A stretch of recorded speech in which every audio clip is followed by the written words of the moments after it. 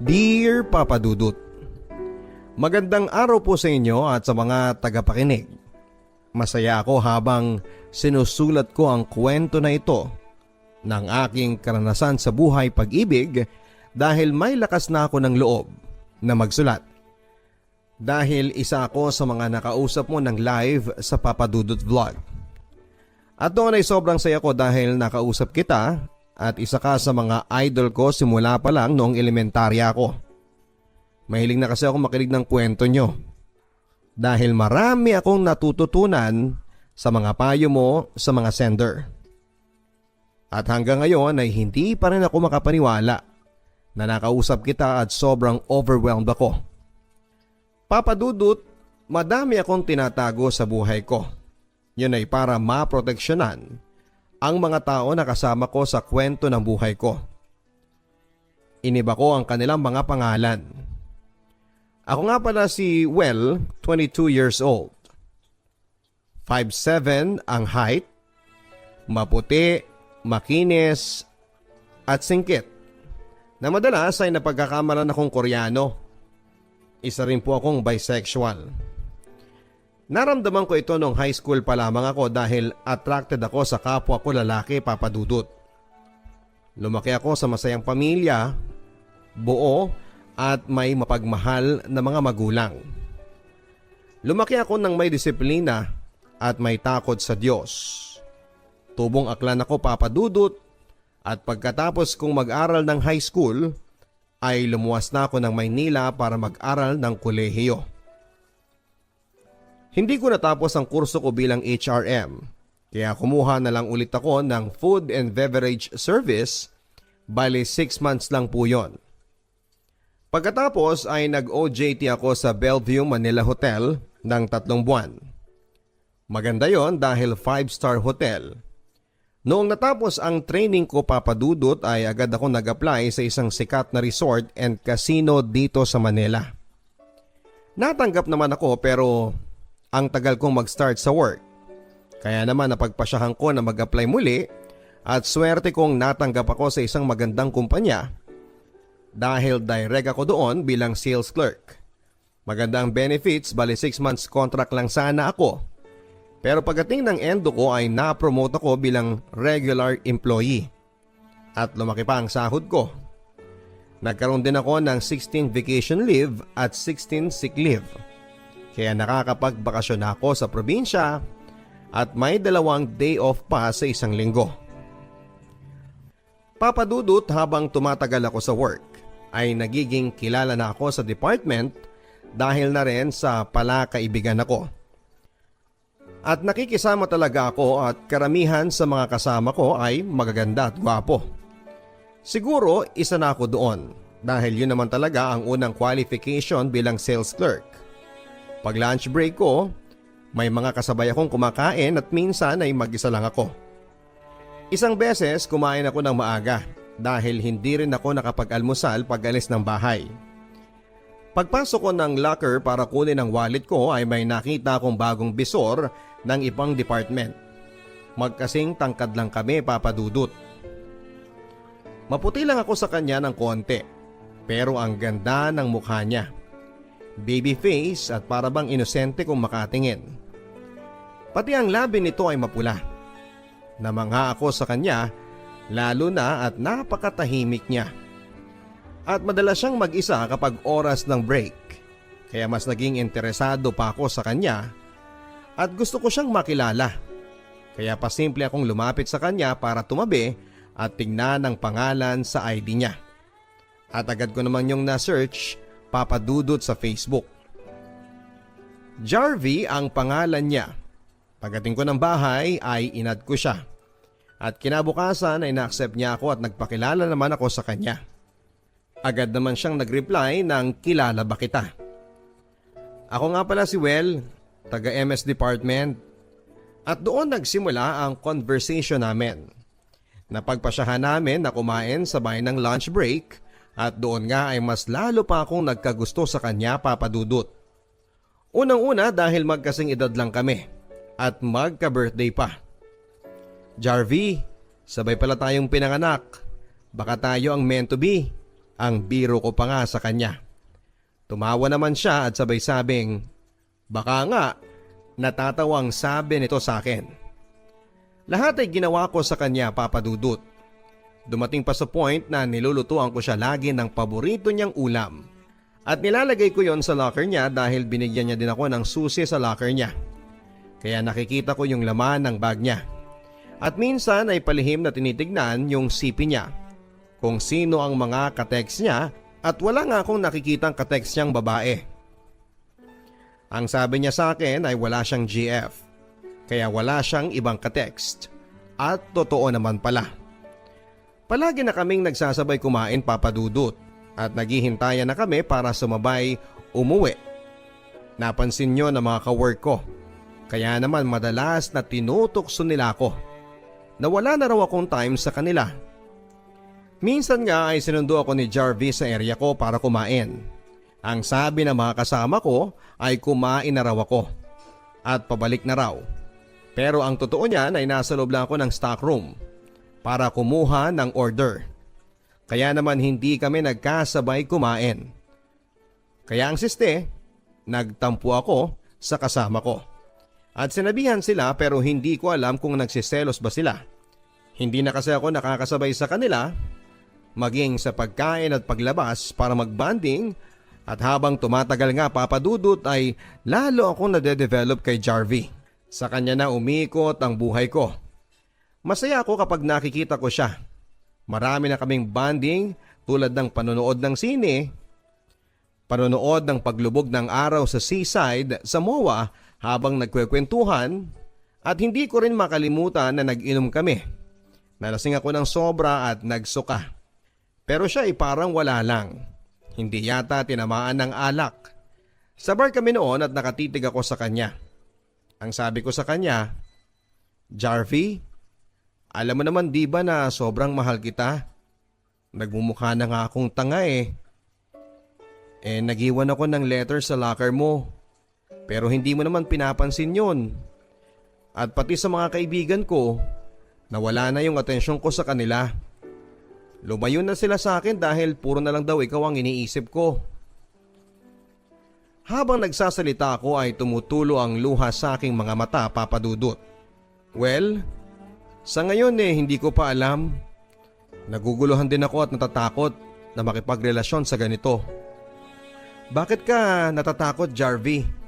Dahil ba sa ayaw mong mahusgahan dahil ayaw mong aminin na nahuhulog na ang loob mo sa akin? Tanggap ko naman eh. Kung gusto mo, isekreto na lang natin ang relasyon natin. Pero imbis na sagutin, Papa Dudut, ay sinabi na lang niya sa akin na mag-usap na lamang daw kami pag hindi na kami nakakainom. Kinabukasan, Papa Dudut, ay nahiya na akong humarap sa kanya. Siguro mga 3 araw na hindi kami magkasabay kumain at umuwi hanggang sa nakatanggap ako ng message galing sa kanya. Ang sabi niya ay sabay kaming umuwi at hinintay nga niya ako. Sa daan, Papa Dudut, ay marami kaming pinag-usapan. Tungkol sa birthday namin na sabay kaming magse-celebrate sa 21st birthday namin at debut namin yon. Sa araw ng birthday namin ay nag-leave ako at siya naman ay nag-half day sa work. Habang hinihintay ko ang kanyang paglabas, ay bumili muna ako ng cake. Bumili rin ako ng kwinta sa silverwork para ipanregalo sa kanya. At yun nga ang nangyari, Papa Dudut. Kinausap ko din ang bar na lagi naming pinupuntahan, na bago mag-alas 12 ay ilalabas nila ang cake na binili ko at magpapatugtog ng happy birthday. Mabuti naman at pumayag sila. Pero si Jarvie ay sobrang gulat sa mga nangyari. At medyo nahiya siya kasi pinagtitinginan kami at humihiyaw ang mga tao sa bar. At yung iba ay kumakanta pa ng happy birthday. Sa pagkakataong yon, Papa Dudut, ay ibinigay ko na sa kanya ang birthday gift ko. Ang sabi niya ay sa bahay na lang daw niya bubuksan dahil nahihiya daw siya sa maraming nakatingin sa amin. Ako naman ay nagpumilit na buksan na ni Jarvie yon dahil gusto ko talagang makita ang reaksyon niya. Binuksan niya nga at natuwa siya, Papa Dudut. Well, baka mahal to ha. Gumastos ka pa para sa akin. Sa loob-loob ko, Papa Dudut, ay okay lang kung mahal ang bili ko noon. dahil gift ko naman sa kanya. Habang nag-uusap kami ay nakatitig siya sa mukha ko at nagsabi ng, "Well, sobrang nagpapasalamat ako sa iyo dahil napakabait mong tao. Alam mo ba na first time ko na may kadate yung ganito at ang swerte ko dahil parang ang special ko sa iyo, Well. At sana kahit na ganito lang tayo, hindi ka magbabago, Well. Happy birthday din." Sa mga sinabi ni Jarvie ay napaiyak ako dahil na-appreciate niya ang lahat ng ginagawa ko sa kanya. November 22, 1997, ang araw ng birthday namin, Papa Dudut. Nagulat na lamang ako dahil simula noon ay hindi ko na siya nakikita pang pumasok. Wala ding text hanggang sa matapos ang buwan. Kaya tinanong ko ang kasama nila. Ang sabi sa akin ay hindi na raw nag-renew ng kontrata si Jarvie. Dahil doon ay nagulat ako. Agad ko siyang tinawagan. "Hello Jarvie, hindi ka na pala napasok eh. Bakit hindi mo man lang sinabi sa akin?" Umiiyak ako habang nauutal na magsalita. "Well, pasensya ka na ha. Alam kong ayaw mo namang malayo sa akin eh. At alam kong masasaktan ka kaya hinayaan ko na lang na hindi magpaalam sa'yo. At mamayang hapon pala, uuwi na ako ng Tarlac, Well." Mas lalo akong napaiyak sa mga sinabi niya, Papa Dudut. Ang sabi ko sa kanya, hintayin niya ako bago umuwi at mag-uusap muna kami. Doon ko nalaman, Papa Dudut, ang katotohanan na may GF na siya sa probinsya. Kaya naman gusto na niyang umuwi doon. "Well, sana hindi magbago ang tingin mo sa akin." Hinawakan ko lang siya sa balikat at sabay sabi na huwag kang mag-alala, Jarvie. Kung may problema ka, nandito lang ako at tawagan mo lang ako. Sana maging masaya ka doon at ingat ka palagi. At kahit sobrang sakit ng nararamdaman ko ng mga oras na yon, ay hindi ko yon pinahalata sa kanya, Papa Dudut, na parang gusto ko nang umiyak. Pinilit kong maging masaya sa trabaho ko at hindi pinahalata sa kahit na sino na madalas akong nagiinom sa bar na palagi naming pinupuntahan noon. Hanggang makalipas ang ilang linggo. Tinawagan ko si Jarvie sa cellphone niya at babae ang nakasagot. Hindi ko masyadong maintindihan kasi ang unang salita niya ay salita sa Tarlac hanggang sa nagtagalog na siya. "Hello po, si Welto, kaibigan nga pala ni Jarvie. Kumusta po siya?" Wala siya dito. Nanay niya to. Andun siya sa mga barkada niya nakikipag-inuman. Gusto ko na nga siyang bumalik dyan sa Maynila eh. Buti pa dyan, matino. Ikaw pala yung kaibigan niya na si Jarvie dyan sa Maynila. Nakwento ka na niya sa akin. Lagi ka raw nagluluto ng ulam at mabait ka daw sa kanya. Inalagaan mo din daw siya nung nilagnat siya. Natuwa naman ako sa mga sinabi ng mama ni Jarvie, Papa Dudut. Naikwento na pala niya ako sa mama niya. Nang mga panahon na yon, Papa Dudut, ay hinayaan ko muna si Jarvie. Hindi ako nag-text sa kanya o tumatawag. Gusto ko na kasing makapag-move on sa kanya kaya naghanap ako ng mapaglilibangan. At nakita ko sa Facebook ng wall ko na may mutual friend kami na inad ko. Walang iba kung hindi si Axel. At agad naman niya akong inaccept. "Hi po," nag-reply naman siya ng hi din. Doon nag-start ang conversation namin. At napagpasyahan namin na mag-meet. Medyo takot ako kasi hindi ko pa siya nakikita sa personal. Hindi ko din ugali ang nakikipag-meet kung kani-kanino. Pero gusto ko talaga makalimot at magkaroon ng bagong makakausap. Pagkatapos ng trabaho ko ay nagkita nga kami ni Axel. August 11 yon, 2019. Sa Guadalupe sa fast food at doon ay nauna na ako. At nag-order ng pagkain namin. Maya-maya pa ay dumating na siya. "Hi, I'm Axel." Sabay kamay sa akin. "Ako nga pala si Well, 22 years old." Ang sabi ko. "May lahi ka bang Koreano o Chinese? Kasi ang singkit ng mga mata mo. At ang puti mo pala." Ang sabi ko naman ay hindi. Pero sa side ng lola ko, talagang mga mapuputi sila. Sabay ngiti ko. At doon ko nalaman na malaki pala ang agwat ng edad namin. Dahil 41 na siya at may asawa na at 3 mga anak. Ipinakita niya yung picture ng baby niya. Ang cute naman, ang sabi ko. Mana pala sa iyo ang pogi ng anak mo. Mabuti na lang Papa Dudut at pumayag siyang makipagkita sa akin. Marami kaming napag-usapan tungkol sa ex ko. Ang sabi pa nga niya baka panakipbutas ko lang daw siya para makapag-move on. Ang sabi ko naman ay gusto ko lang na may makausap. Sa totoo lang Papa Dudut ay humanga agad ako sa kanya dahil sa ganda ng boses niyang makipag-usap. At hindi halata sa kanya na 41 na siya dahil mukha lang siyang 30. At kahit chubby siya ay cute siya Papa Dudut. Nagji-gym din siya kaso nga lang may asawa na siya at sabi niya sa akin para ko na raw siyang tito dahil lang bata ko para sa kanya. Sa akin ay okay lang dahil naniniwala pa rin ako na wala sa agwat ng edad yon. Kung mahal mo ang isang tao, kaso nga lang may asawa na siya. Pero nagpatuloy naman ang pag-uusap namin. Palagi pa rin kami nagte-text at nagvi-video call. Kahit nasa work ako ay lagi na rin ako nag-a-update sa kanya. Kung ano ang ginagawa ko hanggang sa nawala na nga yung feelings ko para kay Jarvie. At aaminin ko sa inyo na napamahal na sa akin si Axel. Bawat kilos ko ay pinapaalam ko sa kanya. Namasyal din kami sa may Venice sa McKinley Taguig at doon ay sobrang saya namin. Marami kaming picture bonding at umamin ako sa kanya tungkol sa feelings ko. Habang nakatayo kami at nakatingin sa tubig at may mga taong namamasyal. Axel, alam mo salamat sa iyo at napasaya mo ko ulit. Nawala na yung lungkot sa buhay ko. Naging makulay ang buhay ko simula nang makilala kita. Hindi ko alam kung tama ba tong nararamdaman ko dahil may pamilya ka na Axel. Mahal na kita. Sana matanggap mo ko well. Kung kaya mong tanggapin at kung maiintindihan mo ang sitwasyon ko dahil hindi ikaw ang magiging priority ko. Alam mo namang may pamilya na ako. Okay lang sa akin. Dahil mahal na kita. Iintindihin kita.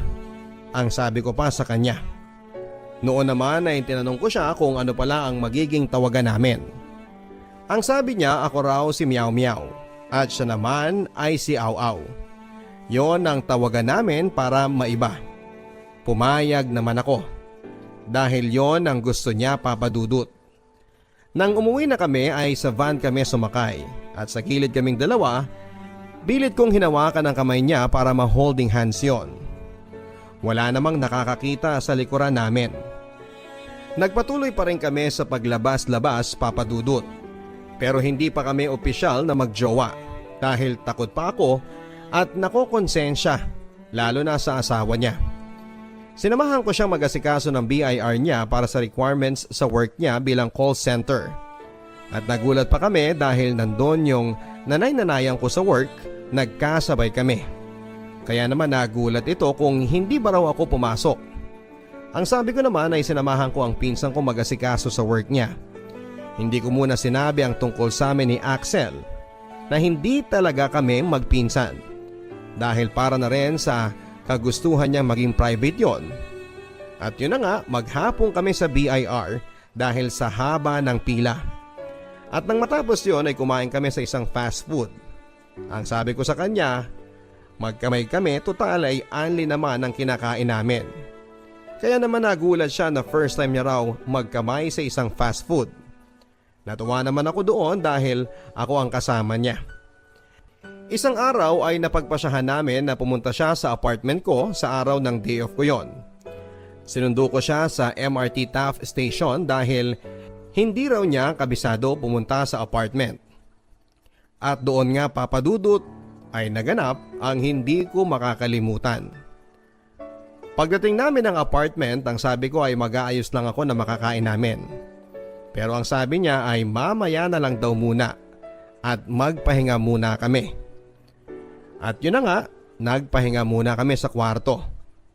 Pero nagulat na lamang ako nang kinis niya ako sa labi ko. Ginantihan ko din siya hanggang sa uminit pareho ang katawan namin. At may nangyari na nga sa amin, Papa Dudut. Yun ang first time ko, Papa Dudut, dahil wala namang nangyaring ganon sa amin ni Jarvie. Pagdating sa amin ay kiss lamang. Alam naman yun ni Axel na siya ang unang nakagalaw sa akin. Naging saksi ang 4 na sulok ng kwarto na yon sa nangyari sa amin at nakita ko sa mukha ni Axel na sobrang saya siya. Lalo na nang nalaman niya na virgin pa ako. Natulog na lang kami na magkayakap ni Axel at pagkagising namin ay naulit na naman ang nangyari sa amin. Para kaming mapusok na sabik sa bawat isa. Pagkatapos noon ay kumain kami at uminom siya ng beer. Ang sabi ko sa kanya ay kung masaya ka ba, aw-aw. Oo naman, meow-meow. Sobrang saya ko. Lalo na virgin ka pa pala. Natatawang sabi niya. Ako naman, Papa Dudut, ay medyo takot na masaya dahil siya ang unang nakagalaw sa akin, ang taong mahal ko. At masaya ako sa nangyari sa amin kahit na malayo ang agwat ng edad namin. Sobrang mahal ko siya. Hindi lang isang beses kundi maraming beses na may nangyayari sa amin, Papa Dudut. Madalas na rin akong pumupunta sa kanila pag wala ang kapatid nito sa bahay. At doon kaming dalawa nagbabanding. At nagluluto siya at hindi ko makakalimutan yung lumpiang Shanghai na masarap ang pagkakaluto niya. Ang sabi pa nga niya ay magbenta raw kami. Ako raw ang bahala sa pagtitinda at siya ang tagaluto. Natawa na lang ako, Papa Dudut. Pagkatapos naming kumain ay nagpatugtog pa siya ng kanta na Tell Your Heart to Beat Again. Para akong babae sa ginawa niya, Papa Dudut. Hinawakan niya ako sa bewang ko at nilagay niya ang kamay niya dito at kinuha niya ang kamay ko. At ilagay ko raw sa balikat niya. Ang bagal naming magsayaw at ang sweet at naghahalikan kami. Habang ang tanging kilig at saya ang nararamdaman ko noon. Minsan nakikita na lamang kami sa labas para kumain sa Guadalupe at binibilhan ko siya ng pasalubong dahil masaya na ako kapag nakikita ko siya. At minsan ay sinosurpresa ko rin ito sa bahay nila pero nagalit siya at ang sabi niya sa akin, Meow, ayaw ko ng ganyan na basta ka na lang susulpot sa bahay ko. Paano kung nandito si Utol? Mahuli pa tayo. At saka ayaw ko ng ganyang setup, Meow. Yung susulpot na lang at wala ako ngayon sa bahay. Nandito ako sa pinsa namin matutulog, Meow.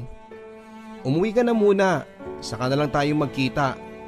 At sa susunod, mag-text ka, Meow. Mag-ingat ka sa pag-uwi mo. Ako naman, Papa Dudut, ay pumunta muna sa loob ng Dunkin Donuts sa malapit sa kanto nila. Sa totoo lang ay masama talaga ang pakiramdam ko ng araw na yon. Na para ba akong nilalagnat dahil gusto ko siyang makita. Bala ko sana siyang hintayin noon, Papa Dudut. Tulala ako noon habang nagkakape. Hanggang sa umuwi na rin ako dahil wala na ako sa mood. 3 months na rin kami mag-on, Papa Dudut, nang mag-leave ako sa trabaho dahil kailangan kong umuwi upang mag-abay sa pamangkin ng nanay ko. Ingrande ang kasalang yon. Kasama ko ring umuwi ang aking ate na galing ng Taiwan. At si kuya ko. Nag-enjoy ako sa bakasyon dahil nakasama ko sina nanay at ang mga bunso kong kapatid.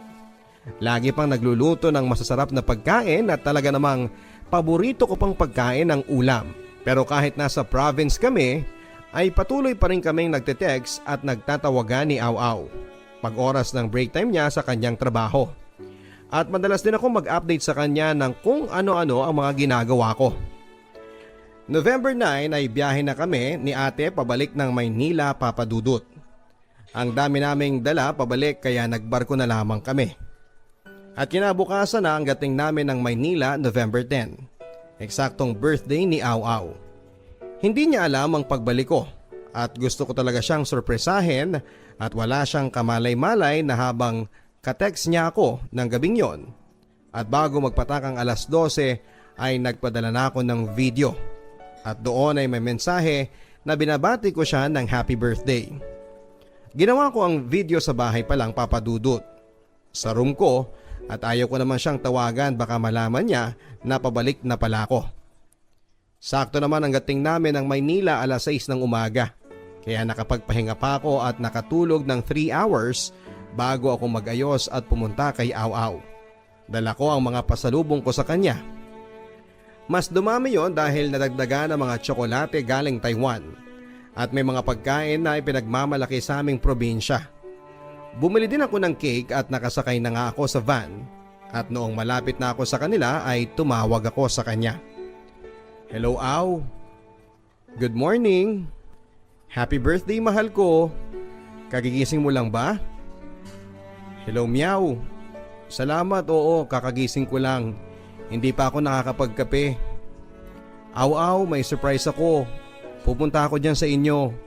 Madami akong dala kaya salubungin mo na ako, ha? Hindi ba nasa province ka? Niloloko mo yata ako eh. Papadudot na gulat nga siya at ang sabi niya ay bakit pa raw ako nag-abala. At marami siyang tanong. Bumili kami ng lechong manok sa labas at marami pa sana akong bibilhing pagkain. Pero pinigilan naman ako nito na huwag na raw dahil kami lang namang dalawa. Naawa ako sa kanya noon, buti na nga lang at humabol ako sa birthday niya dahil wala talaga siyang kasama. Yung kapatid niya ay nasa trabaho naman. Pagkatapos ko siyang kantahan ng happy birthday song ay kumain kami at sumayaw kaming dalawa ng sweet song. Ang saya-saya naming pareho. Panay akong yakap at halik sa kanya at ganon din siya sa akin. Meow meow. Salamat at napasaya mo ko ngayong araw. Salamat at nandiyan ka. Maunawin ka at sobrang napakamalalahanin mo, Meow. Sana hindi ka magbago. Aw, sobrang mahal kita. Kahit na sobrang komplikado. At sana hindi mo ko iwan. Mahal na mahal kita. Pagkatapos ay may nangyari sa amin noon. Natulog na ako dahil pagod ako at siya naman ay nagsimba muna. At sa totoo lang, papadudot, ay sobrang mahal na mahal ko na siya. November 22, 2019 ay nagdiwang din ako ng birthday ko. 22 years old na ako at nagsimba kami ni Aw sa Quiapo. Bumili kami ng bracelet namin na ang ibig sabihin daw ay lucky charm. Pinagawa talaga yon ni Aw kung kaya sobrang iningatan ko yon. At hanggang ngayon ay nasa sa akin pa rin. Pagkatapos namin magsimba ay nag-check-in kami sa hotel upang doon na mag-overnight. Maraming nangyari sa gabi na yon, papadudot. Uminom kaming pareho. Lasing at kinantahan niya ako at nag-video pa siya ng pagbati sa aking kaarawan. First week ng December, papadudot, ay dumating ang kinakatakutan ko. Ang pag-uwi niya ng probinsya kung saan ay andon ang asawa at anak niya. Sinabi niya yun sa akin at wala naman akong magawa dahil mahal ko siya. Lahat ng gusto niyang gawin ay sinusuportahan ko. At nabanggit niya rin sa akin na baka sa iligan na siya mag-work sa construction firm. Papadudot, bago siya umuwi ay niyaya ko muna siya na mamasyal sa MOA. At para na rin mabilhan ng pasalubong ang anak niya ng damit, sapatos, laruan at pinabalot namin yon sa gift wrapping section. At noong matapos na kaming kumain sa restaurant ay nag-check-in muli kami sa isang hotel. Doon ay sobrang memorable sa akin. Pagkatapos noon ay nagpahinga at natulog na si Aw habang yakap-yakap niya ako. Ako naman ay gising noon. Iniisip ko ang aming sitwasyon. Sa pagising niya, Aw, wag mo kong iwan ha, kahit na ano man ang mangyari. Mahal na mahal kita. Pagkatapos noon ay may kinuha siyang supot. Naglalaman yun ng stuffed toy na binili namin sa SM. Sobrang cute noon at aso yung stuffed toy. Ang sabi niya ay i-video mo ko, Meow. At sabi niya sa video, Aw, please take care of my Meow Meow. Sabay halik dito at ibinigay sa akin. Kapag na-miss mo ko, Meow Meow, yakapin mo lang yan. At itabi mo sa pagtulog mo. Parang nasa tabi mo na rin ako niyan. Salamat, Meow, ha. Andiyan ka lagi para sa akin. Sabay yakap niya sa akin. Noong nasa province na si Aw ay nag-text siya sa akin na natapilok siya sa barko at namamaga pa raw ng sobra ang kanyang paa. Nag-worry ako, papadudot, dahil nang sumunod na araw ay kamay naman niya ang naaksidente sa motorsiklo. Kaya ang ginawa ko ay mas napadalas ang pagtitext ko sa kanya. At minsan pag andun siya sa bahay ng nanay niya ay tumatawag din ako sa kanya. Hanggang sa pag first monthsary namin ay nag-celebrate ako noon. At kahit nasa probinsya ay sinosurpresa ko pa rin si Au. Bumili ako ng regalo sa kanya sa SM, bali branded na perfume yung Polo. Medyo may kamahalan yon pero okay lang dahil sigurado ako na magugustuhan niya yon. Bumili din ako ng character shoes na nakita namin dati na alam kong gusto niya. Pagka-uwi ko ay nagpaprint pa ako ng mga pictures namin at bumili ako ng mga balloons at kung ano-ano pa at nag-set up din ako sa room. Natuwa naman ako sa resulta. Au, happy monthsary! Mahal na mahal kita. Nagustuhan mo ba ang surprise ko sa'yo? Eto nga pala mga gift ko. Pagbalik mo na lang buksan ha. O meow, nakakagulat naman yan. Ang daming pictures. At saka ang mahal niyan. Nag-abala ka pa. Ang sweet mo talaga. Thank you for the love ha. Sinabi din sa akin ni Au Au na pabibinyagan niya ang bunso niya. At kukunin akong ninong ng anak niya. Kaya natawa ako. Ang sabi ko ay magiging mabuti akong ninong hanggang sa paglaki ng inaanak ko. Lumipas ang ilang buwan at araw.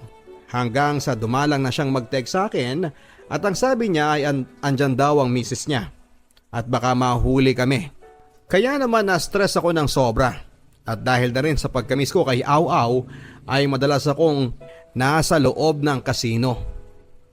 Noon ay naging addict ako sa paglalaro. Nawiwili ako at nalulustay ko ang pera ko at minsan sa bar ay mag-isang nagiinom at parang baliw na rin. Na tumutulo na lamang ang luha ko ng mag-isa. Napapaiyak ako dahil sa sobrang pagkamis ko kay Au Au. At ayaw ko siyang mawala kahit na may asawa na siya ay tanggap ko yon. Kahit na magmukha akong tanga ay wala na akong pakialam. Hanggang sa tumawag siya sa akin. Ang sabi niya ay huwag ko munang ipadala sa package ang mga nabili ko dahil luluwas na siya ng Maynila at magkita na lamang kami. Kaya naman na-excite ako doon. Ang dami kong text sa kanya. Gusto ko pa nga siyang sunduin sa terminal. Gusto ko siyang yakapin ng mahigpit. Au Au, sabik na akong makita ka. Pero sa dami ng text ko ay hindi naman niya nire-replyan yon. Maging ang mga tawag ko ay pinapatay din niya. Lalo tuloy ako na stress. Nag-isip ako ng sobra kung bakit ganon ang nangyayari. Okay lang kaya si Au ngayon? Nagdasal pa ako na sana kung ano man ang ginagawa ngayon ni Au Au ay wag sana siyang pabayaan. Baka may problema siya at sana ay makayanan niya papadudot. Sobrang miss ko na si Au Au. Sana'y magparamdam na po siya kahit sa text man lang. Hanggang sa may nakita ko sa Facebook na iba na ang pangalan pero mukha niya ang profile. Tinignan ko yon at hindi ako nagkakamali. Para akong detective kung mag-imbestiga papadudot. Nandito na si Au Au sa Maynila at nakapagpasyal na kung saan. At may kasama siyang lalaki. Alam ko na gay yun dahil halata naman magkasama pa sila sa bahay. Sobrang iyak ko ng oras na yon. Maging pagkain ay hindi ko na rin magawa pa.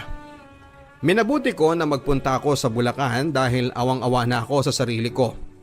Doon ay hindi ko ipinakita na sobrang bigat ng problema ko.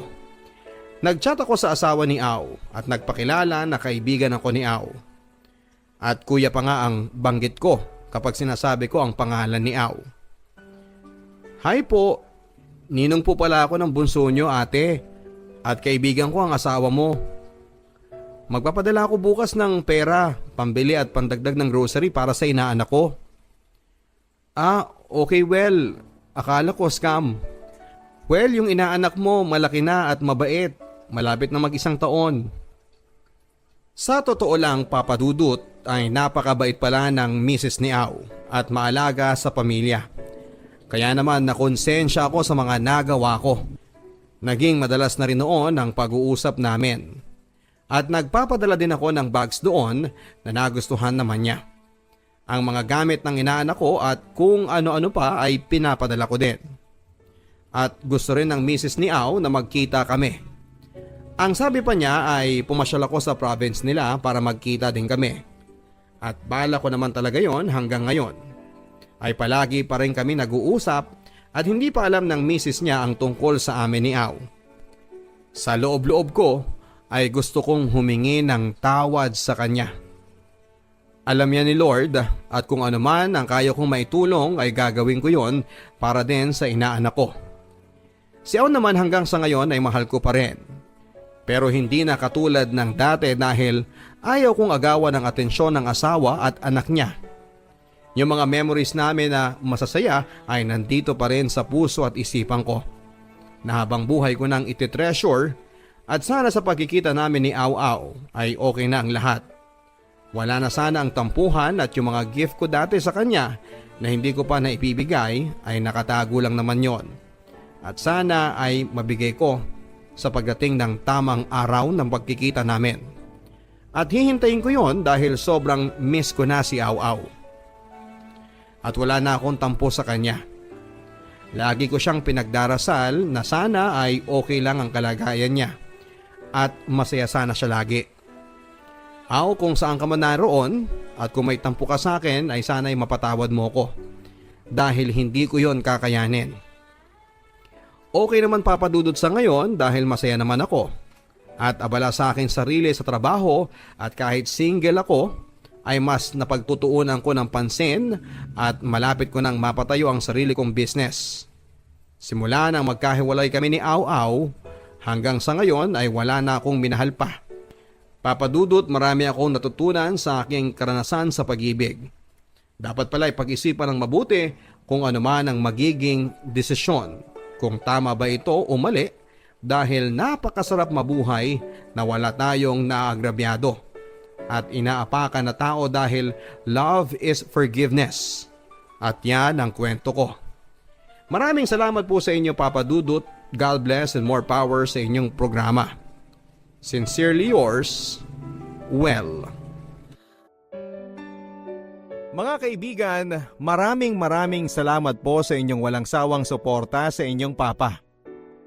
We started airing stories on radio year 2008 and prior to that, sumabak din po tayo sa mga pagbabasa ng mga love stories sa ibang naunang radio station na pinanggalingan ko. In Metro Manila, tayo po ang may longest running radio FM drama, mga kaibigan.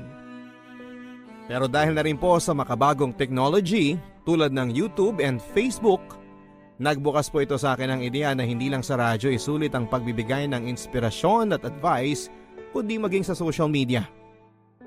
Dahil na rin yan sa inyong walang sawang pagpapadala ng mga private messages na humihiling sa akin ng mga extensions. Kaya naman starting today, mapapakinggan nyo na po weekly ang mga original and exclusive stories na babasahin po ng inyong papa.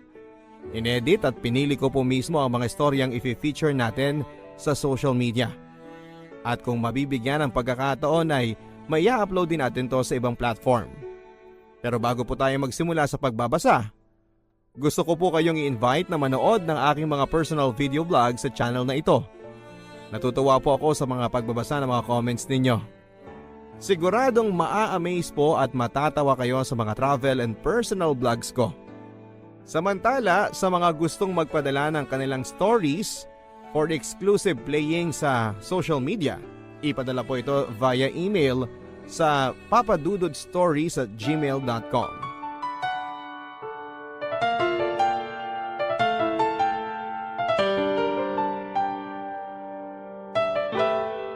Dear Papa Dudut, itago niyo po ako sa pangalang Ellie. Bunso ako sa 4 na magkakapatid at tubong Bicol. Hindi ko na lang po sasabihin ang eksaktong lugar namin sa Bicol para sa aming privacy at respeto na rin po sa kahilingan ng aking mga magulang na malayo sila sa kahihiyan. Kahit pa matagal na kaming wala sa Bicol, andun po kasi halos ang lahat ng aming angkan. May 2 dekada na rin kaming naninirahan dito sa Maynila. Bagamat hindi magarbo ang aming naging buhay sa syudad, ay masasabi ko naman pong naging masaya ang aming pamilya. Hindi istrikto si Papa. Palibhasa ay naniniwala siya sa aming mga anak nila na hindi kami gagawa ng mga bagay na ikapapahamak namin. Malalaki na ang mga anak natin, Marieta.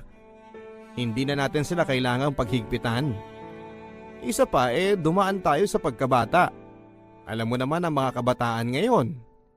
Kapag lalo mong pinaghihigpitan, mas lalong lumalaban at nagre-rebelde sa mga magulang. Madalas na paalala ni Papa kay Mama sa tuwing nagsisimulang maglitanya si Mama tungkol sa pag-uwi ko ng 10 oras ng gabi. Kung maibabalik ko lang ang panahon, sana pala nakinig na lamang ako sa litanya ni Mama. Na umuwi ako araw-araw ng maaga at umiwas sa mga maling barkada. Kung pwede lang sana ako mag-time travel. Marami kasi akong nagawa sa nakaraan na labis kong pinagsisisihan. Anyway, balik po tayo sa past. Ang mga kapatid ko ay may kanya-kanya na ring mga asawa at anak. Magto 24 na ako pero hanggang ngayon ay wala pa rin akong nagiging boyfriend. Pagkatapos ko kasing makipaghiwalay sa 3 kong naging boyfriend noong college, ay parang tinamad muna akong makipagrelasyon. Isa pa ay napapagod na rin akong ilihim kay Mama ang pag-BBF ko. Nakakatakot kasi si Mama. Baka masampal pa ako. Yun kasi ang lagi niyang panakot sa akin. Ang makakatikim ako sa kanya ng malutong na sampal kapag nagkamali akong magpabuntis sa kung sinong lalaki na walang matinong buhay. Unahin ko daw muna ang pag-aaral ko. Ibang-iba sila ni Papa kung gaano kaluwag sa amin si Papa ay siya namang higpit sa amin ni Mama. Buti na lang at nakatapos ako ng pag-aaral nang walang naging problema kay Mama na labis ko talagang pinagpapasalamat sa itaas. Sa totoo niyan, wala naman akong sineryoso sa lahat ng mga naging ex ko sa high school at college, Papa Dudut. May hinahanap kasi ako sa isang lalaki na hindi ko naman nakita sa mga naging karelasyon ko noon. Sabihin na nating picky o choosy ako at ayaw kong mapunta sa lalaking pwede na. Mas gusto ko yung lalaking pwede ko ding ipagmalaki sa lahat. Hindi naman po sa pagbubuhat ng sariling bangko, Papa Dudut, pero marami kasi ang nagsasabi sa akin na maganda daw ako. Kahawigan ko raw po si Angel Locsin, lalo na noong gumana pa siyang Darna sa GMA. Kasing sexy ko daw po kasi si Angel Locsin, sabi ng mga close friends ko sa opisina. Idagdag mo pa ang mapang-akit na mata kong tumitig. Isang araw ay lumapit sa akin ang isang office mate ko, si Rhea. May ipapakilala daw siya sa akin mamayang uwian. Oh, game ka na mamaya ha? Mabait si Jude. Yun nga lang, mahiyain pagdating sa'yo. Nagtataka nga ako sa kanya kasi hindi naman yun mahiyain dati. Pero parang sa'yo lang umurong yung dila niya at nawala yung self-esteem niya. Sigurado ka bang mapagkakatiwalaan yung Jude na yan? Oo naman, Bes. Pinsang ko yun Malinis ang record noon.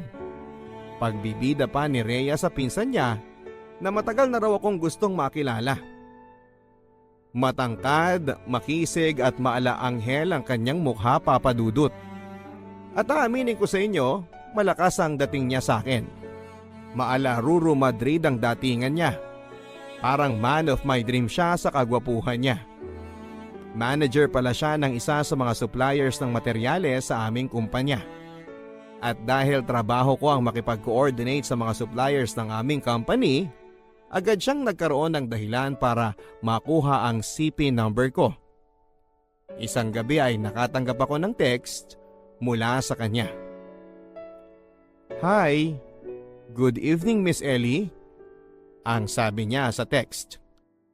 Agad ko naman itong nireplyan ng good evening din po, may I help you? With matching smiley pa para hindi naman awkward sa kanya. Pero laking gulat ko sa naging sagot niya sa akin. Tinatanong niya ako kung may boyfriend na raw ba ako. Siyempre dahil tipo ko siyang lalaki, ay wala na rin akong paligoy-ligoy sa pagsasabi na wala. Matagal na akong single. Pagkatapos ng pangyayaring yon, ay napadalas na ang pag-uusap namin ni Jude. Madalas na rin ang paglo-load ko ng Anli noon para lang makapag-reply sa mga text niya. Lumampas na rin ako sa budget load ko monthly. Dahil hindi na rin ako nakontento sa text, tumatawag na rin ako sa kanya. Napadalas na rin ang pagdalaw niya sa office namin. At palagi pa niya akong inaabangan sa uwian para ihatid lang sa tinutuluyan ko. Nagrent na rin kasi ako ng apartment malapit sa opisina at weekly na lamang akong umuwi sa bahay namin.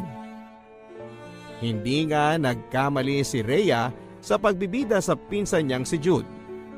Gwapo, mabait, maginoo at maalalahanin siya, Papa Dudut. Dahilan para mabilis na mahulog ang loob ko sa kanya. Wala pang isang buwan nang naging kami na, Papa Dudut. Talaga? Sinasagot mo na ako? Nakangiting reply ni Jude sa akin. Oo naman. Bakit? Ayaw mo ba? Sige, wag na lang. Noon naman ay natatawa ang sabi ko sa kanya. Ikaw naman inaasar mo pa ako. Siyempre gusto ko maging tayo. Thank you Ellie ha. I love you. Mahal na mahal kita. Hindi ka magsisisi. Mas lalo ko sa iyong ipaparamdam na mahal kita. Excited at pasigaw na sabi ni Jude sa akin. Bakit ko nga ba patatagalin pa ang panliligaw niya sa akin, Papa Dudut?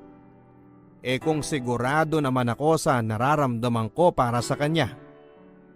Ibang-iba siya sa mga dati kong naging jowa, Papa Dudut. Siya yung masasabi kong boyfriend material at maraming babae ang naiinggit sa akin sa tuwing nakalingkis ako kay Jude every time na namamasyal kami sa mall. Kitang-kita ko yon sa mga mata nila habang nakatitig sa aming dalawa ni Jude. Sorry na lang girls, taken na siya. Mga salitang tumatakbo sa isipan ko habang nakatingin din sa mga babaeng napapatingin sa amin ni Jude. Alam kong inggit na inggit sila sa akin. Ramdam na ramdam ko, Papa Dudut, na mahal naman ako ni Jude. Ibang klase kasi ang pag-aalaga na ginagawa niya sa akin. Pakiramdam ko ay para akong prinsesa kung ituring niya ako. Isang linggo bago magpasko ay niyaya ako ni Jude na lumabas kasama ang kanyang mga katrabaho. Nagpunta kami sa isang bar at doon ay nadat na namin sila ni Jude kasama ang kanilang mga jowa.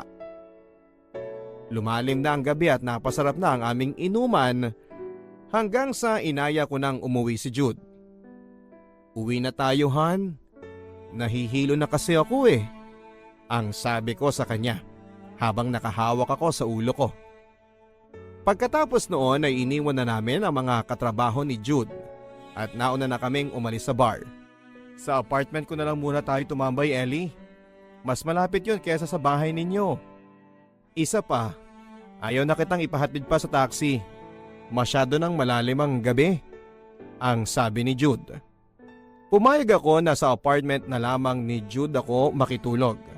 Masyado na rin kasing gabi at nahihilo na ako ng mga oras na yon. Dumating kami sa apartment at doon ay nakaramdam ako ng kakaibang init sa katawan. Dala marahil ng alak. Pinagbihis naman ako ni Jude dahil masyadong araw mainit ang suot-suot ko. Ang init pa rin talaga, Han. Iba ang effect sa akin ng alak, Jude. Parang namumula na yung buong katawan ko, ang sabi ko sa kanya. O sige, mag-shower ka muna para mahimasmasan ka. Teka ha, ikukuha lang kita ng towel sa loob. Sagot naman ni Jude sa akin. Sige Han, iabot mo na lang sa akin yung towel sa loob ng shower room. Pahabol na sabi ko sa kanya habang papunta na ako sa loob ng shower room. Oh Han, bakit pumasok ka na sa loob ng shower room at bakit? Gulat at nagtatakang sabi ko kay Jude, Papa Dudut. Naputol na rin ang sasabihin ko sa kanya nang makita ko itong nasa harapan ko na wala na itong saplot. Pero imbis na sumagot si Jude ay niyakap niya ako ng mahigpit, Papa Dudut. Sinamahan na rin niya akong maligo sa shower room At doon ay may nangyari sa aming dalawa. Kakaibang experience yon at kakaibang saya ang aming pinadama sa bawat isa. Damang-dama ko ang init ng pagmamahal niya sa akin, Papa Dudut. Hindi ko expected na sa ganoong paraan pa pala may mangyayari sa aming dalawa. Bigla na lang akong nanghina at naniga sa mga oras na yon. Kaya naman hindi ko na rin napigilan si Jude at hinayaan ko lang siyang maangkin ang aking pagkababae. Nilunod namin ang aming mga sarili sa ligaya sa buong magdamag.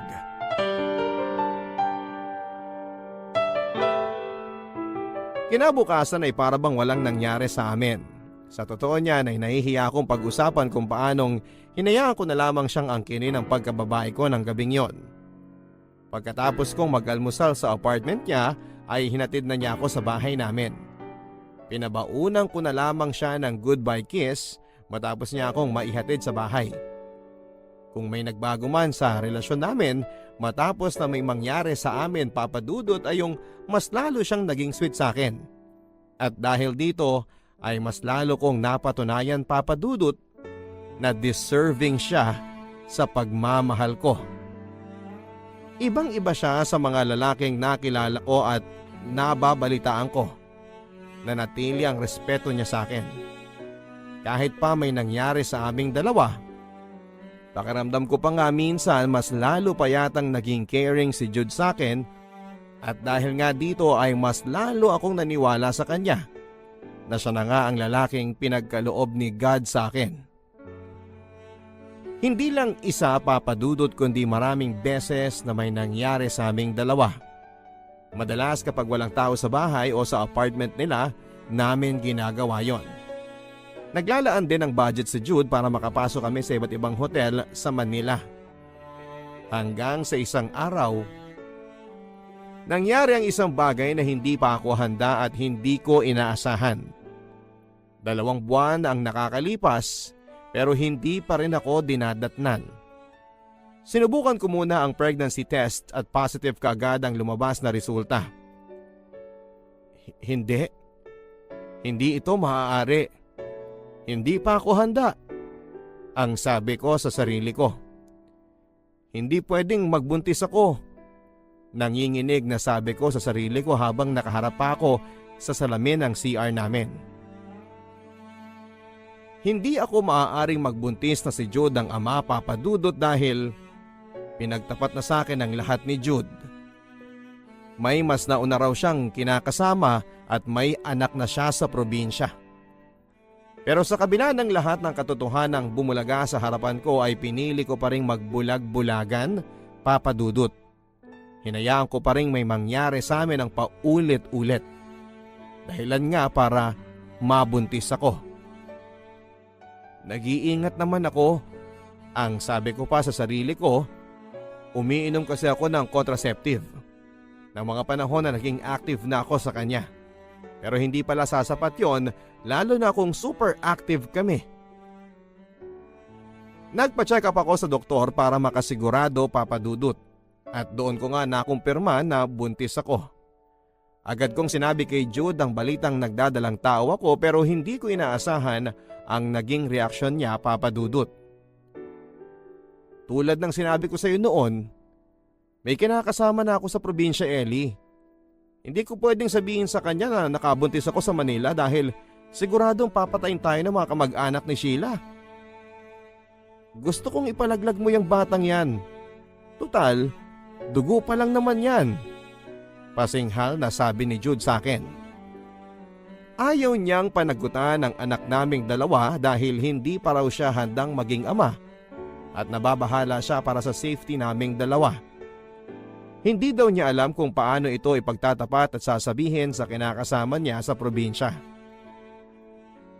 Para lang siyang timang, Papa Dudut, hindi ba? Hindi man lang niya kasi naisip lahat ng mga consequences na ito noong gumagawa pa lang kami ng bata. Isa pa, huli na niya bago ipinagtapat sa akin na may kinakasama na siyang iba. Kung kailan humaling na ako sa kanya. Mukhang planado talaga niya ang lahat ng ito. Nasabihin lang sa akin ang katotohanan kapag nabaliw na ako sa kanya. Wala na akong nagawa pa, Papa Dudut, kundi ang iyakan na lamang ang mapait na sinapit ng buhay ko sa piling ni Jude. Para akong binuhusan ng malamig na tubig noon, Papa Dudut.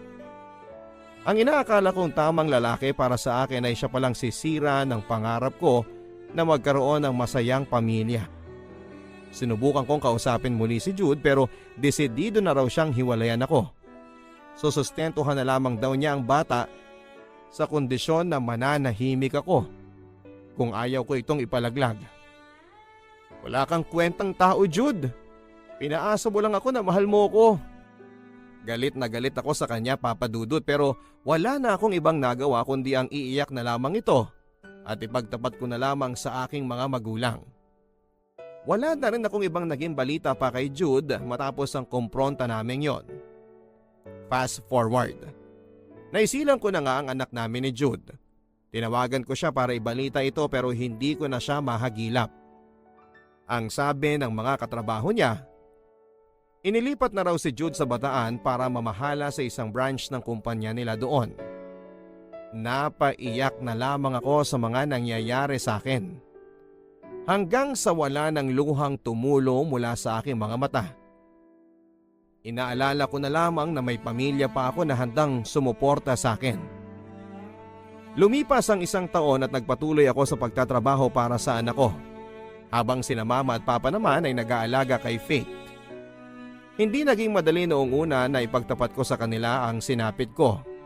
Pero wala na rin silang nagawa kundi ang tanggapin ang katotohanan ito na eto nga ang sinapit ko ang maging isang disgrasyada. Tinutulungan din ako ng mga kapatid ko sa mga gastusin para sa anak ko. Hanggang isang araw ay nabalitaan ko na nandito na ulit si Jude sa Maynila. Pinuntahan ko siya para sabihin na wala siyang kwentang tao. Na kahit na anong mangyari ay hindi ko siya ipapakilala sa aming anak dahil ginusto niya na ipalaglag ito habang nasa aking sinapupunan. Maniwala ka sa akin, Ellie. Nagbago na ako. Nagawa ko lang yun dati dahil natatakot ako sa mga sasabihin ng kamag-anak ng kinakasama ko. Dahil may anak na kami. Isa pa, hindi sarili ko lang ang iniisip ko noon kundi ikaw. Natatakot ako na gawang ka nila ng masama, Ellie, at madamay ka. Hindi pa siya nakontento, Papa Dudut. Lumuhod pa siya sa harapan ko. Umiyak at humingi ng tawad sa ginawa niyang pag-abandona sa aming mag-ina. Nangako din siya na susuportahan niya ang pangangailangan ng anak namin at babawi siya sa akin at sa aming anak. At tulad ng isang mamon, Papa Dudut, ay lumambot ang puso ko. Napatawad ko naman kaagad si Jude dahil mukha naman siyang sincero sa mga sinasabi niya. Naging magaan at masaya ako sa mga oras na kapiling ko si Jude. Pakiramdam ko ay para akong pilay na nabigyan ng saklay. Bagamat hindi niya pwedeng makita ang aming anak dahil paniguradong magagalit sina Mama at Papa kapag nalaman nilang nakikipagkita ulit ako sa kanya, ay mahal ko pa rin talaga si Jude, Papa Dudut. Halos araw-araw kami magkasama at sa mga pagkikitang yon ay palihim na may nangyayari sa amin. Paulit-ulit. Araw-araw sa iba't ibang hotel na pwede naming marating. Aaminin ko sa inyo, Papa Dudut, na namiss ko si Jude at mahal na mahal ko pa rin siya sa kabila ng lahat ng mga nagawa niya sa akin. Kalimutan mo na yung lumang Jude, Ellie. Totoong nagbago na ako. Hayaan mong patunayan ko sa iyong mahal kita. Kayo ng anak ko. Hahalikan na kita, Ellie. Namiss mo ba ako? Seryosong sabi ni Jude na punong-puno ng pagmamahal sa akin, Papa Dudut. Makalipas ang ilang buwan ay naramdaman kong nagdadalang tao na naman ako. Hindi na bago sa akin yon kaya sigurado ako sa nararamdaman ko sa katawan ko. Takot na takot ako at naguguluhan dahil hindi ko alam ang sasabihin ko kina Mama at Papa. Tinext ko si Jude at sinabi kong buntis ako at buong magdamag ko siyang tinatawagan at tinetext. Pero lumipas ang 2 araw, ni Haniho ay wala akong nakuhang sagot mula sa kanya. Hindi ko pa rin siya mahagilap. Sumagi na sa isipan ko na mukhang naulit na naman ang nangyari sa amin noon. Naisahan na naman ako ni Jude. Hanggang sa narinig ko na lang mula sa mga katrabaho niya na nag-resign na ito sa trabaho niya at wala din silang balita dito. Ipinagtapat ko sa aking mga magulang na nabuntis na naman ako. At si Jude pa rin ang ama nito. Dahil dito, Papa Dudut, ay nangyari na ang inaasahan ko. Nagalit si Papa. Nasampal niya ako. Wala kang kwentang babae ka? Hindi ka ba nahihiya sa amin ng mama mo? Wala kang narinig na sumbat sa amin nung una kang nagkamali sa lalaking yan. Pero ngayon, Ellie, malaki ding sampal sa mukha namin ang ginawa mo sa amin ng mama mo. Noon naman ay umiiyak na sabi ni Papa. Masakit para sa akin na marinig ang lahat ng ito mula kay Papa. Mas inaasahan ko kasi na si Mama ang manunumbat sa akin dahil sa hindi naman ugali ni Papa ang pagalitan kaming magkakapatid. Pero ngayon ay ibang usapan na. Mukhang napuno na sa akin si Papa. Hindi lang kasi sumbat kundi nasampal pa niya ako. Mabilis na kumalat ang balitang buntis na naman ako sa pangalawang pagkakataon, Papa Dudut. Nalaman ito kaagad ng mga kapatid ko at gano'n na lamang ang kanilang pagkadismaya sa mga nangyari. Kitang-kita ko sa kanilang mga mata kung paano nila ako husgahan dahil sa nagawa kong katangahan. Hindi ko na alam ang gagawin ko sa buhay ko. Gusto ko nang magpakamatay noon, Papa Dudut, pero sa tuwing inaalala ko si Faith, ang panganay ko, kung sino na lang ang mag-aalaga sa kanya kapag sumuko na ako, doon ay nabubuhayan ako. Pinalayas ako nila Mama at Papa sa sobrang galit nila sa akin. Hindi nila pinasama ang anak ko. Nagawa ko raw ito ng mag-isa kaya't dapat kong panindigan ng nag-iisa. Wala akong ibang tinakbuhan kundi ang panganay kong kapatid upang humingi ng tulong. Mabuti na lamang at nauunawaan ako ni ate at pinayuhan sa nagawa kong pagkakamali. Ellie, hindi ka pa ba nadala sa una mong pagkakamali? Huwag mong ikatwiran sa akin na mahal mo siya kaya ka bumuka ka. Hindi katwiran na mahal mo siya pero hindi mo gagamitin ang utak mo. Alam mo naman na hindi pa tayong lahat nakaka-recover sa unang pagkakamali mo sa parehong lalaki, Ellie. Sana, nag-ingat ka na. Sana, hindi ka basta-basta nagtiwala. Seryosong sabi sa akin ni ate. Ate, patawarin mo ako.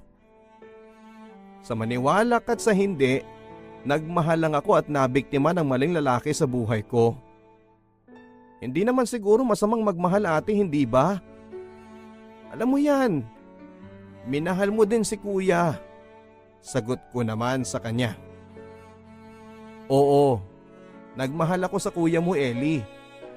Pero siya ang tamang lalaki para sa akin. At hindi ko pinahamak ang sarili ko sa pagmamahal sa maling tao. Mauunawaan ko kung isang beses kang nadapa at bumangon ka ulit pero anong ginawa mo? Nadapa ka ng isang beses, nginudgod mo pa sa pangalawang pagkakataon ng sarili mo sa koral. Dahil nagpauto ka na naman sa parehong maling lalaki. Masyado kang naging bulag at naging makasarili sa pagpapakalunod mo sa lalaking yan. Litanya pa sa akin ni Ate Kate, bagay na kinatahimik ko. Tumagos sa puso ko, Papa Dudut, ang mga pangaral na ibinigay sa akin ni Ate Kate. Tama siya. Hindi ako dapat naging makasarili sa pagtitiwala ko at pagbibigay kong muli ng sarili ko kay Jude. Naging maingat na dapat ako dahil hindi lang sarili kong kaligayahan ang dapat na iniisip ko, kundi pati na rin ang damdamin ng ibang tao na nagmamalasakit at nagmamahal sa akin, tulad ng anak ko at ng pamilya ko. Pero ano nga bang magagawa ko, Papa Dudut? Kundi ang maghintay sa himala ng langit na sana'y pabalikin niya sa akin si Jude na puno ng pagsisisi sa mga nagawa niya. Yung magbago sana si Jude at mag-mature na siya para ma-realize niya na ako yung babaeng sineseryoso. Pero hindi nangyari ang hinihingi kong himala, Papa Dudut. Makalipas ang ilang buwan ay isinilang ko na naman ang bunso kong anak na lalaki. Aaminin ko, Papa Dudut, mas nahirapan ako sa pangalawang pagbubuntis ko. Palibhasa ay wala kasi akong naging katuwang kundi ang Ate Kate ko lamang. Dito ko mas lalong na-realize ang kahalagahan ng pamilya na handang umagapay sa akin noon sa panahong kailangan ko ng suporta, pag-intindi at pagmamahal nila. Pero anong sinukli ko sa kanila? Mas inuna ko munang mabuhay sa pantasya na seseryosohin ako ni Jude. Isang araw ay sinubukan kong lumapit kina Mama at Papa. Nagbabaka sakaling napatawad na nila ako. Napaiyak na lamang ako sa tuwa nang salubungin nila ako kasama ang anak kong si Faith. Tuwang-tuwa silang makita nila ako at ang bunso kong lalaki. Kahit na anong mangyari, walang ibang tutulong at masiintindi sa iyo, anak, kundi kaming mga magulang mo. Patawarin mo kami ng mama mo kung naging matigas kami at natiis ka namin itong nakaraan. Pero hindi ibig sabihin noon, anak, ay hindi ka namin mahal. Gusto lang namin na magtanda ka na. Naluluhang sabi sa akin noon ni Papa. Noon naman ay hindi ko na nakayanang bumalong nang nagmamadali ang mga luha ko sa aking mga mata. Wala akong ibang nasabi at nagawa kundi ang yakapin sila ni na Mama at humingi ng sorry sa kanila. Ma?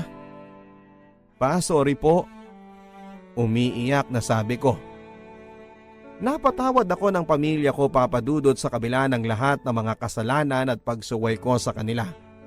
Mas naniwala tuloy ako sa kasabihang walang magulang ang kayang tiisin ang mga anak nila. Ayon pa kay Mama at Papa ay hindi daw nila ako matitiis maging ang mga apo nila. Pero sana naman daw ay natauhan ako sa nangyari sa buhay ko at matutunang panindigan ang desisyong pinili ko dahil kahit kailan ay hindi ko na maibabalik ang panahong lumipas. Ito na ang simula ng bagong buhay ko, Papa Dudut. Nangako ako sa aking sarili na magpapakatatag, alang-alang sa aking mga anak. Kahit na iniwan na sila ng kanilang ama, ipaparamdam ko ang buong pagmamahal ko sa kanila at susubukang puna ng pagkukulang ni Jude bilang isang ama. Hindi ko na kailangan pang habulin si Jude, Papa Dudut. Ang mahalaga ay napatawad ako ng mahal ko sa buhay at nananatili pa rin silang nakaagapay sa akin sa kabila ng mga nangyari at mga pagkakamaling nagawa ko. Ang huling balita ko kay Jude ay nakademanda daw po ito matapos silang mahuli ng asawa ng bago nitong babae. Bukod sa nakademanda na, ay halos manghiram na raw po ito ng mukha sa aso matapos ipabugbog ng asawa ng babaeng kinalantari at nabuntis pa niya. Mukhang nagbibilang ng maraming panganay si Jude sa iba't ibang babae. Ang tanging hiling ko lang sa kanya ay mag-mature na sana siya. Hindi na siya bumabata at mas pinapaliit niya ang mundo niya. Sa ngayon po ay mas pagtutuunan ko na lamang ng pansin ng aking mga anak. Papalakihin sila ng maayos nang sa ganon ay maging mabuting tao sila pagdating ng panahon. Dahil ang mga anak ay regalo sa akin ng may kapal at hindi dapat isiping bunga lamang sila ng pagkakamali at katangahan. Para sa akin, sila ang pinakamagandang regalong natanggap ko sa buong buhay ko. Hindi na po ko sa inyo magtatago ng bagong detalye ng buhay ko. Meron pong bagong lalaki na umaaligid sa akin. Si Boyet, isang engineer. Gwapo, mabait at binata po si Boyet. Madalas din po ang pagkikita namin after ng work para lubos ko siyang makilala. Sana po sa pagkakataong ito ay si Boyet na po ang lalaking nararapat para sa akin. Aaminin ko na unti-unti na po akong nade-develop sa kanya. Ayaw ko lang pong magmadali muna. Gusto ko this time ay makilala ko muna siya ng lubos bago ako tuluyang mahulog sa kanya. Hanggang dito na lamang po ang aking kwento at sana po ay nagustuhan ninyo ang aking storya. Sa mga nakikinig po, isa po akong babaeng nagmahal, nasaktan, nagmahal muli, sinaktan muli pero proud na bumabangon hindi lang para sa sarili ko kundi para sa mga taong minamahal ko. Ang inyong tagahanga, Ellie of Manila. Ang buhay ay mahiwaga, laging may lungkot at saya. Sa Papa Dudut Stories, laging may karamay ka.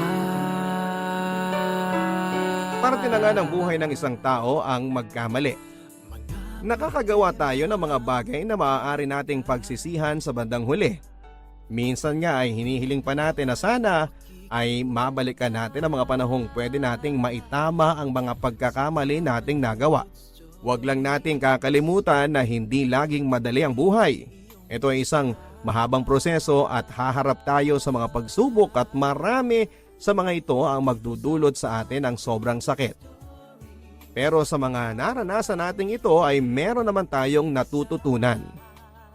Mabuti man ang epekto o masama, ito naman ang nagpapatibay sa atin bilang isang tao. Ika nga nila, experience is the best teacher but dealing with your weakness is a virtue.